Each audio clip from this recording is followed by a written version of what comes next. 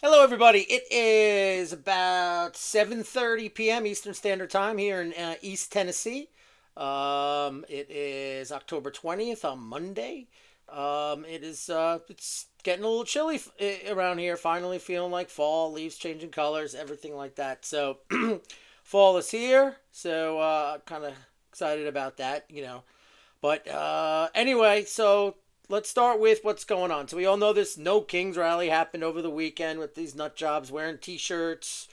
That the Robinson was wearing, the shooter of Charlie Kirk. We know that tables with Kirk was right, videos of people making jokes like that. Okay, and then we have that tweet. With the controversy of the Attorney General's race. He's going to kill his opponent's wife and children and all that, which is clearly affecting that race and so forth. And but what it really does, and the fact that, and I'll get into it a little bit with the election in a couple clips, but the at the end of the day, it shows you who these people are, right? Spamberger not really condemning it and all this stuff. It's affecting it because some people go, "Oh wow, this is really who the Democrats are," and that's who they are. End of story. So, most of them, there are exceptions there. I don't see Sank Yeager and the Young Turks lining anybody up against the wall when they get power and shooting them. I just don't. I believe they're more populist on the left. But, this is who the Democratic Party is, the Democratic Socialists of America, and all these, nut jobs. But, so I just want to show you one clip of one nut job. So, grab a gun. These ICE agents got to get shot and wiped out. This is a speaker, No Kings rally, okay? Chicago. Uh, no idea where this is at, but this man needs identified. He's publicly calling for ICE agents to get shot. Grab a gun. We got to turn around the guns on this fascist system. These ICE agents got to get shot and wiped out. If you don't know, this guy works at a college. I think it's called like Wright Weber or something like that in Chicago. He has been identified. He needs to be fired. He's representing an institution advocating for violence against federal agents, enforcing law passed by Congress and signed into law by the President of the United States. Period. Okay? That's it. Okay, and we got to do more of this and more of this stuff. The docs ICE agents, well, you doc and you say stupid things like this. But here's the thing, and this is the narrative I want it to be, of the narrative of this video to be. These are who these people are. They will take power. They would ban political elections, have a one-party state rule, and just like Bolshevism and Pol Pot and the Nazis, the National Socialist German Workers' Party, right? I always say that because if people think it's a right wing. No, it's a left wing party, okay? Socialist Workers' Party, okay? You could, they think they were on the right, because they were ethnic. No, that's not a right position. Empowering the state, that's not right wing. Over that, you could argue, well, they were into real big traditions, but they really weren't. Because they opposed Christianity. They opposed, killing Jews who fought in World War One for the German.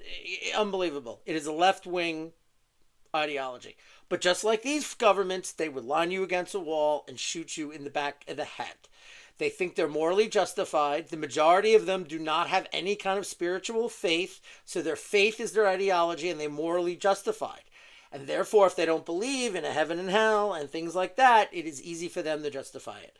The ends justifies the means with these people. They are Machiavellian. I tell people this all the time. It's one of the reasons why I moved from New York. They want you in a camp. They want your kids taken away, whatever. Just because you live in a red state, you don't understand these people are capable of. I always tout this one poll. 70% of Democrats wanted your kids taken away back in 2022 if you refused to get the COVID shot for your kids. That is the kind of authoritarian rule. And I guarantee you at least half of them think those parents should be put in camps, and then half of them think it's morally justified to shoot you. And these people are violent by ideology. So that's with that. So I just wanted to give you one example of the lunacy these people are. All right. So here we go. A little shutdown poll numbers. This shutdown is different world from Trump than 2018-19 shutdown. He's in a much better spot. Shutdown last time, Trump went down 3. Okay, now he's up 1. And the blame for the shutdown is on the Democrats. There you go. Trump is not being blamed for the shutdown because it's clear because they passed a clean bill. They articulated it, they understand it, and people are realizing, wow, things are still done. This isn't really affecting me, okay? And they can't do what they did during the cruise shutdown, okay? Back I think it was 2013, it was or early 2014, okay, leading into the midterms, where it was like sob stories of these employees, whatever. People don't want to hear it, especially after the inflationary age of the Biden administration, okay, and the crap the last 15 years working and middle class people have gone through in the United States. Okay, these people are guaranteed their jobs and all these things, unions, pensions, healthcare, whatever. They don't want to hear it, all right? So this is why Trump's getting decent poll numbers on this. So I thought I'd share that with you. And moving on. Okay, well, we're talking about inflation and shutdowns and all this. The national gas price average has fallen now below $3 a gallon for the first time since 2020. And that is because of the low demand during the shutdown. Like it really dropped. Like I remember during the shutdown in May, I came down to Tennessee. Gas was 150, and then when things went opened, whatever, by the fall it was like 180. Now it's still 240 around me, 250. But if you factor in 30% inflation, we're actually at a good number, right? Because a buck 80 times that's 10% would be 18 times 3, so we'll say 60 cents. 60 cents over 180 is 240. So basically gas is in line from that low to now when you factor in inflation. Okay, so it is now at a level that it is on par with inflation, not beating inflation, which is a good number. So there's been a slight pullback. And what makes it over 3 is states like California, New York, Washington State, I believe, is the highest gas, things like that. Plus they tax it heavily in a lot of these states. Okay, now this is when the Biden Secretary Granholm was asked about what's the plan. She laughed. There wasn't a plan. They wanted gas prices high. They wanted you to buy electric vehicles. That's why they gave credits. And if the middle class and working class people couldn't afford it, screw them. That's fine. Take a bus. Don't own a pickup truck, even though farmers need them and things. Plumbers. That's the elite mentality of the Democratic Party. And she laughed about it. I remember when this interview happened. You know, that's the kind of a hoe she is, okay? You know, just unbelievable. But people don't understand that. What is your plan for lower gas? They wanted high gas prices. Because again, their ideology is that. And they're using the power of the state and central planning to manipulate what they want. They want you indoors locked up. That's why they like the COVID lockdown. And them having rich and massive tax credits for their electric vehicles. All right. But that's good news on the front to see that. All right. I hope we got some better news on food. It's slowing, but prices are still going up there because I'm the one who does the food shopping and I see it. And it's, you know, eggs have pulled back and certain things, but like bacon, man, it's still going up. I still think that's, still think that has to do with the domestic purchase parity of the dollar, and other inflationary causes to the dollar has to do with macroeconomics, financial and fiscal policies, and everything like that. But that's a good sign, though, on energy. All right.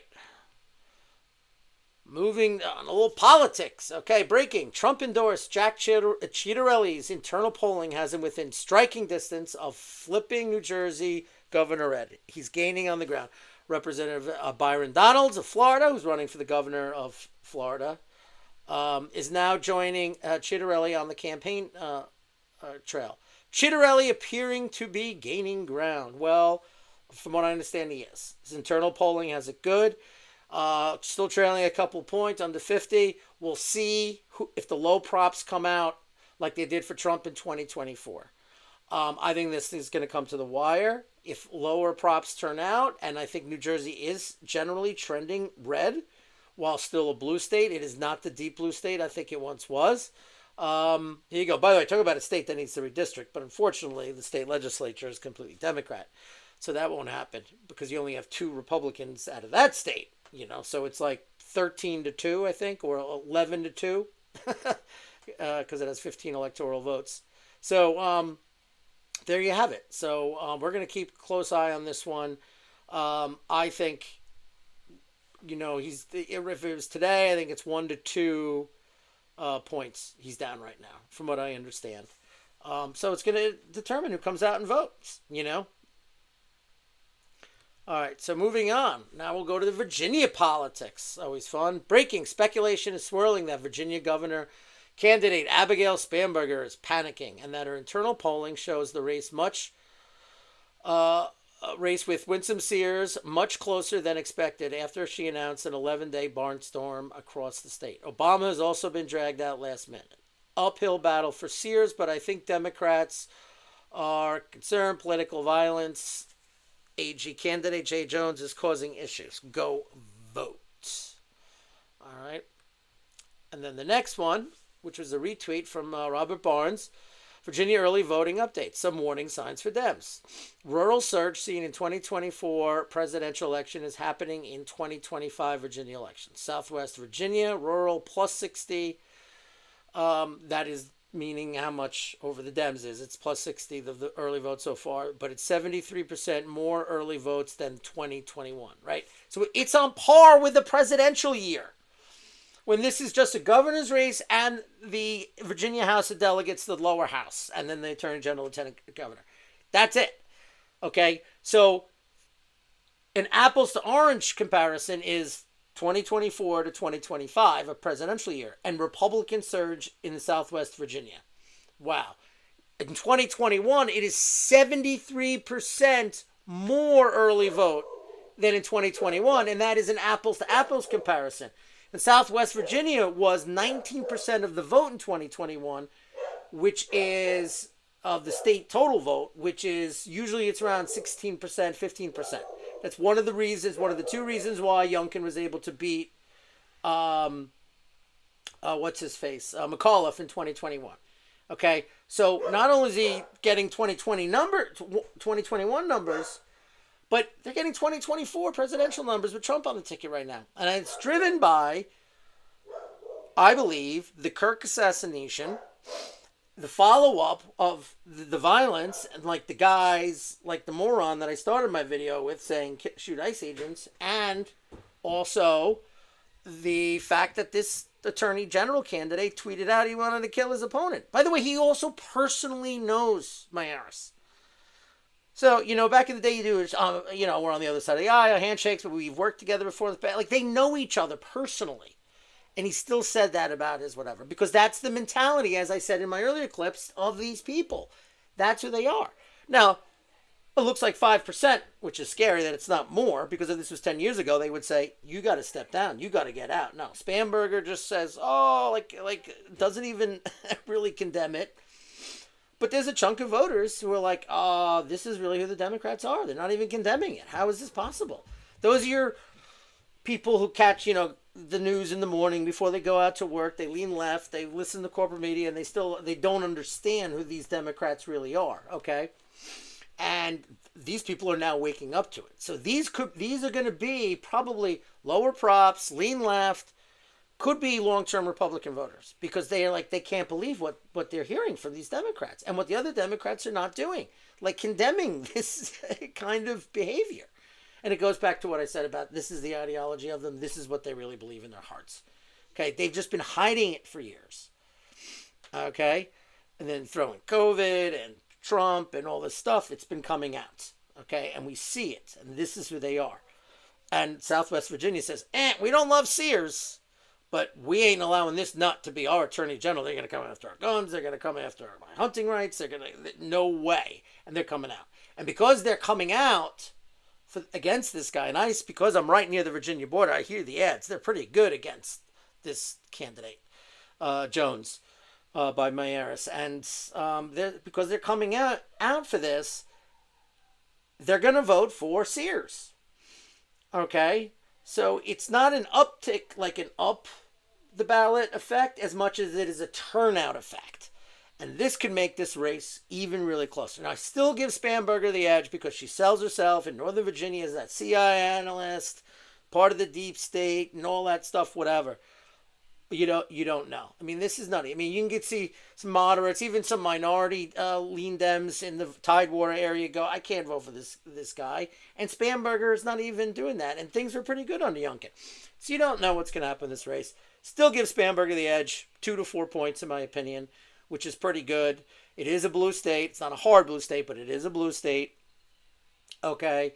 And turnout's going to be a key here. Now, if Southwestern Virginia is like that, that's good. And other Democrat counties, early voters, in that apples to apples and apples to oranges comparisons are down.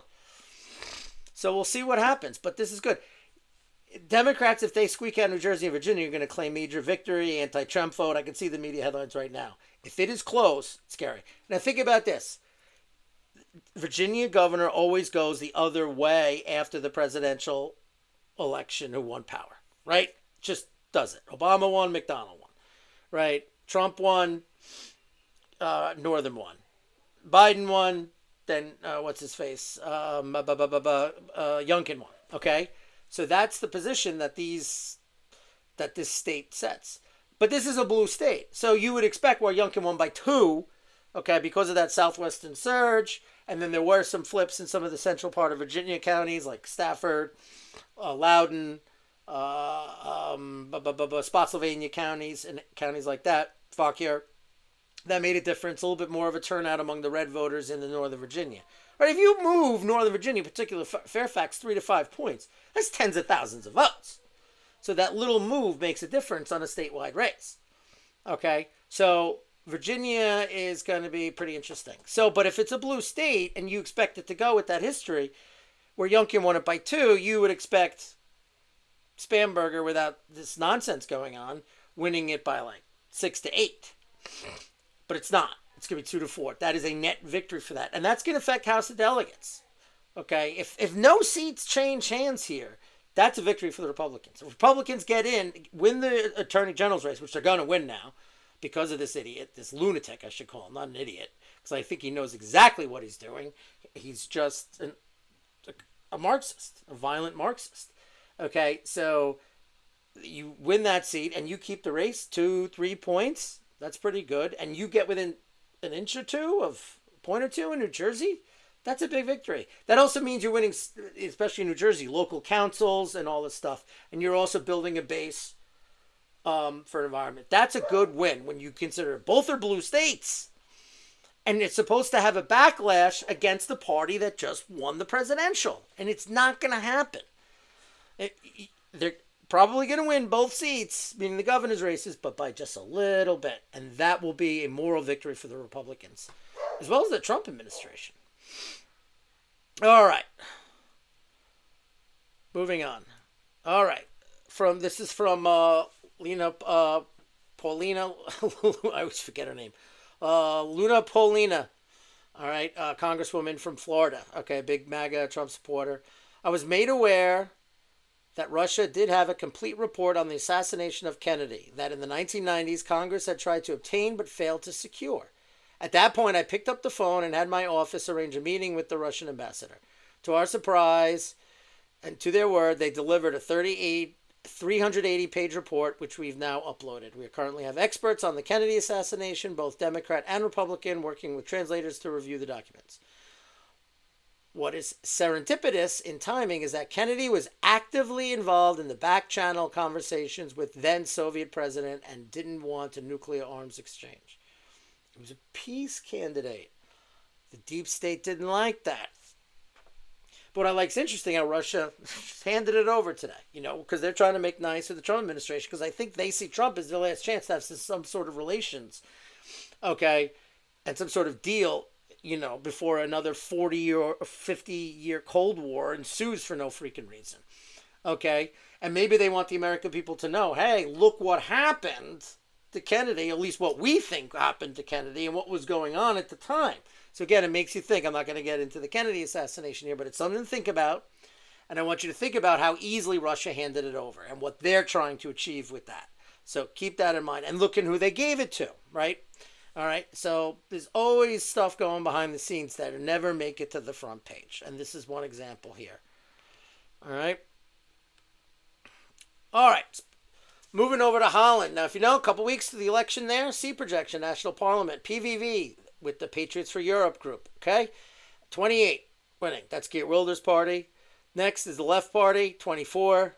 Then CDA, also at 24. They can go with EPP. That's your Mark Rutte's, right? That's your corporatists. slightly center right, centrist center right, globalist party or whatever. Okay, with them. Then D66, center left, they're going to get 17 seats. VVD, their centrist party, 16 seats. J21, ECR, they're a right wing party, 11 seats. They're pretty conservative, globalist, but not that globalist. Okay, not like EPP. Okay, FD, ESN. ESN is even to the right of PFE, PVV. Okay, so you're adding up these seats 17, 28. Okay, that's 45. Okay, then another PFE group, ESCR group down there, that's 48. But then you have some hard left parties going there. So what's going to happen is it's going to be a coalition. Again, it'll be a minority coalition. Again, but if PVV can get the couple extra seats, okay, then that, because if you see EPP comes up 2, but the left goes down 1, okay, but the ESN candidate, they get 1 more seat, so that's a wash, whatever. They're going to be almost in the same boat. Okay, but if one of the more harder right parties gets it than the center right, centrist party, they might have a stronger standing to put together a coalition that might be more lasting, or maybe the centrists get more than the left. Okay, so then they have to concede a little bit to the centrists, and then that's more lasting. Okay, then you don't have to add a center left party into the coalition. So it's good. These seats are going to matter, whatever. And why does this matter, this Dutch election? Because you got Poland going our way. Slovakia is our way. What do you call it? The Romania, Poland, Czech Republic. Sorry, Czech Republic just had their election right 2 weekends ago. Big victories there. Then you had, and then you have Hungary, of course. Okay, but now, with the rise of National Rally, AFD, okay, in those countries, but now you would be adding another country in there, Holland, and now a Western European country. Okay, while in National Rally has made gains in France, and Chega in Portugal, and Vox in Spain, and Reform is on the rise in the UK, they haven't won anything yet. Holland will be the first one. Now, they won it before with Geert Wilders, okay, but it fell apart. So we can get a coalition that's good, or maybe even a little stronger, more into the fold with us, and that will be good, because now we're getting a stronger hold in Western Europe, which is what we need to do, okay, to defeat the globalists, bring down the nonsense that is the European Union and how they operate and everything like that. So that's why we follow this election, because you want that bloc to grow, that anti-European Union skeptic, anti-globalist blocs to grow. So the more countries in Europe that collide, so remember, it's globalism, right? So it's Europe, United States, Canada, Australia, it's that block of parties, those institutions. Okay, so it affects us, okay, here in the United States, what happens there? Because if they're weakened over there, that means they're weakened here, and vice versa, okay? So, moving on. All right. So this is the meeting with Trump and Zelensky from Friday. Now, again, this is the Financial Times. Now, this is the second time, because my last video I did one with Tomahawks, where FT is saying, nope. And FT, again, the paper of the elites of London, right, is now putting out. It's like they're putting feelers out, let's just give up on this Ukraine thing. I don't know if they're going that far, but it's like they're setting up their readers that, like, this is not going the way we want, folks, okay? Trump urged Zelensky to accept Putin's terms or be destroyed by Russia. Also heard, by the way, that he said it was nonsense about the economy in the meeting. He's like, please, stop. Their working class has gone up 6 to 8% in wage growth per year since the SMO did, and there are reasons for that. There's no gas lines. As a matter of fact, gas is even lower. Judge Napolitano and Larry Johnson were just there. They were like, gas is cheaper than it is in, like, New Jersey, where I live. And, by the way, Moscow is an expensive city, and that's where they were. Okay, imagine how cheaper it is out in the smaller cities and in southern Russia, Okay, the U.S. president dismissed the frontline maps presented to him in Ukraine and insisted that Zelensky hand over the entire Donbass to Russia. They're going to lose it anyway. It's smart to do it. The meeting showed Trump's inconsistency, willingness to meet Putin's demands. Western journalists write. His inconsistency is because he's balancing the globalists, getting along with them, and what his instincts are telling him, and what other people tell him, which is like, it's over. They're trying to destroy the military, not conquer all of Ukraine, and that's what people don't understand. It's like they take a little territory, Ukraine moves in, they bomb the crap out of him with Garand drones and TOAS systems and Fab Glide bombs and complete air support and boom, boom, boom. And they take minimal casualties, and then Ukraine has to withdraw. They move forward, and they do it all over again. Okay, so when these idiots go, look at the map and how long it is, look at the death toll, 1.7 to 1.8 million. They don't have it. Okay, so this is a gift. Pull out. The deal's still there from June of last year. You pull out of the Donbass, the 4 oblasts. You become neutral because they don't want NATO, i.e. a major, the United States, putting missile systems on their doorstep. Just like we wouldn't want them in Mexico or Canada. This isn't hard shit, folks. All right.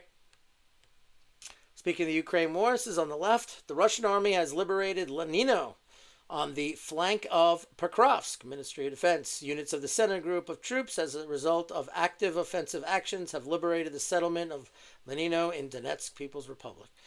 Okay, so they're gaining more ground in the Pokrovsk region. And now if you look, that's to the left.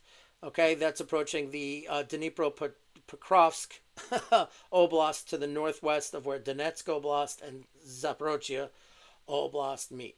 And then, speaking of Donetsk, a number of foreign analysts believe that near Slavyansk, now that's one of the 3 cities, Slavyansk, Kramatorsk, and to the south of that, Konstantinivka, the last 3 major cities in Donetsk in the northern part. Okay, Slavyansk is also the home of, and Kramatorsk are the home of the